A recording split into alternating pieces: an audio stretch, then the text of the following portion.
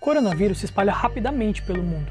O que muitos países tentam agora é evitar um aumento brusco no número de doentes. Essa estratégia de evitar a sobrecarga do sistema e reduzir o número de mortes é conhecida como achatar a curva. Eu sou Matheus Magenta, da BBC News Brasil aqui em Londres, e hoje eu vou explicar como isso funciona, citando a estratégia de diversos países.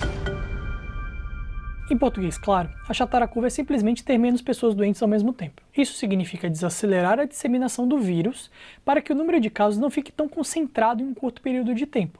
Dessa forma, eles se espalhariam ao longo de meses e não de semanas. Um estudo da Universidade de Southampton, aqui do Reino Unido, se debruçou sobre o exemplo da China. Segundo os pesquisadores, se as medidas draconianas de distanciamento social tivessem sido adotadas uma semana antes, o número de pessoas infectadas poderia ter sido até 66% menor. Existe um outro efeito trágico dessa concentração repentina de casos. Mais de 1.700 profissionais de saúde chineses ficaram doentes e muitos deles morreram. Para ficar mais claro, dá uma olhada nesse gráfico agora com duas curvas e uma linha. O eixo X é o tempo desde o primeiro caso registrado. O eixo Y é o número total de casos. A primeira curva é a chamada acentuada. Ela mostra o pesadelo do contágio acelerado em que o número de casos dobram a cada 3, 4 dias. Já essa linha reta é a capacidade do sistema de saúde. O descompasso fica claro. Quanto mais gente doente ao mesmo tempo, menos profissionais de saúde e menos leitos hospitalares disponíveis para todos aqueles que precisam. O cenário extremo disso é a Itália, onde médicos têm enfrentado a escolha de Sofia de decidir quem vai receber o tratamento, com uma respiração com a ajuda de aparelhos, e quem possivelmente vai morrer. A segunda curva é a achatada. Não há necessariamente menos casos no total, mas menos ao mesmo tempo. Quando a gente compara a evolução total de casos em países como o Japão e a Coreia, que são uma curva mais achatada, e a Itália, que é uma curva acentuada, o resultado é bastante impressionante. Ao longo de cerca de um mês, o número de novos casos por dia na Itália foi quase 20 vezes maior que o número de casos no Japão. Dados iniciais têm indicado que 8 a cada 10 pessoas infectadas com o novo coronavírus não precisam de internação, mas cerca de 20% sim vão parar no hospital. Esse é um percentual bastante expressivo quando a gente considera a facilidade com que o vírus tem se espalhado e o número de pessoas que podem ser afetadas. Alguns países têm previsto que cerca de 80% da população podem se infectar com o novo coronavírus. No caso do Brasil, isso significaria quase 170 milhões de pessoas contraindo o vírus. 20% desse total precisaria de internação, ou seja, mais de 33 milhões de pessoas em hospitais. Se isso de fato acontecer, é fundamental que seja por um período mais longo de tempo. E tem um outro detalhe importante. Covid-19 tem levado a internações de, em média, quase 3 semanas. E muitas dessas pessoas ficam em unidades de terapia intensiva. Você pode imaginar a sobrecarga de todo o sistema de saúde. No Brasil, vale lembrar que cerca de 70% da população não tem plano de saúde. O governo tem investido para aumentar o número de leitos de UTI no SUS. Hoje, há pouco mais de 40 mil leitos de UTI no Brasil.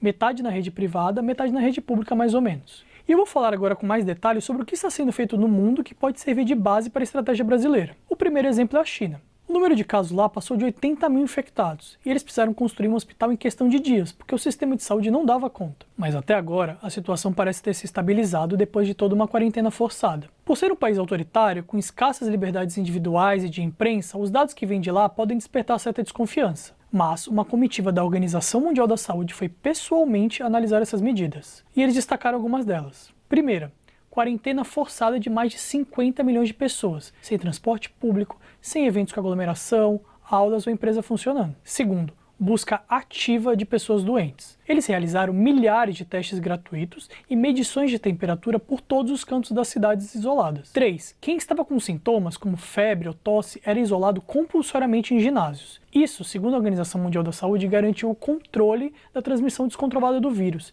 principalmente dentro das famílias, onde quase 80% dos casos eram transmitidos naquela época. Mas uma quarentena forçada é possível em países mais democráticos que a China, ou mesmo necessária? É preciso obrigar as pessoas a não saírem de casa? A resposta a princípio é não, segundo os exemplos de alguns outros países asiáticos como Taiwan e Coreia do Sul, que conseguiram reduzir o contágio com medidas firmes, mas sem autoritarismo. Eles investiram em algumas frentes. Primeira, busca ativa de pessoas doentes, com milhares de testes realizados para identificar essas pessoas infectadas ou com suspeita de infecção. Segundo, o monitoramento e o isolamento de pessoas doentes e de todo mundo que teve contato com elas. Na Coreia do Sul, por exemplo, um país com 50 milhões de habitantes, a mesma população da Itália, quase 30 mil foram isolados. Na Itália, foram 50 milhões isolados. Terceiro, reforço do papel individual e da consciência coletiva. Para especialistas, cuidados como lavar a mão, se auto-isolar em caso de sintomas ou de ter tido contato com alguém doente, e cuidados com o próximo são fundamentais. Segundo esses pesquisadores,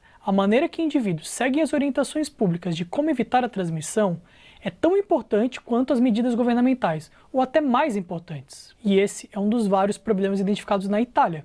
O país europeu demorou muito a reagir em todas as frentes. Não vedo pericoli. C'è troppo allarmismo, troppo...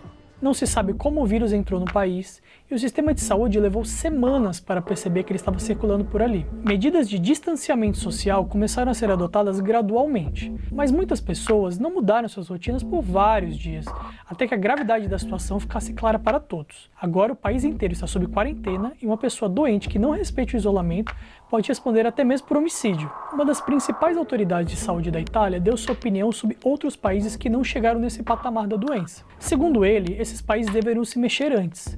Muitos ainda não começaram a dar atenção devida para essa emergência. Apesar de todos esses exemplos, o Reino Unido decidiu seguir um caminho diferente para achatar a curva. Essa estratégia se chama imunidade de grupo e se baseia na ideia de deixar o vírus circular. Essa tal imunidade de grupo é normalmente citada por epidemiologistas para falar dos benefícios de vacinas em pessoas que ainda não tomaram essas vacinas. Isso porque, uma vez que parte da população é vacinada, ela ganha imunidade e beneficia indiretamente toda uma comunidade. No caso do coronavírus, estimativas sugerem que essa tal imunidade de grupo só seria alcançada quando aproximadamente 60% da população for infectada pelo vírus. Mas especialistas e autoridades fizeram críticas duras sobre essa estratégia do Reino Unido.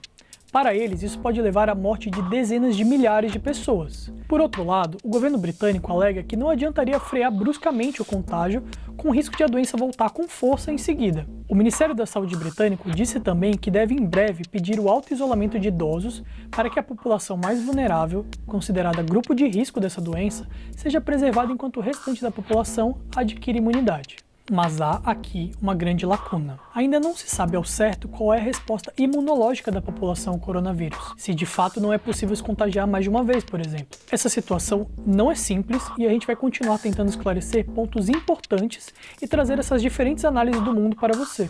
Espero que tenha gostado do vídeo, obrigado, até a próxima.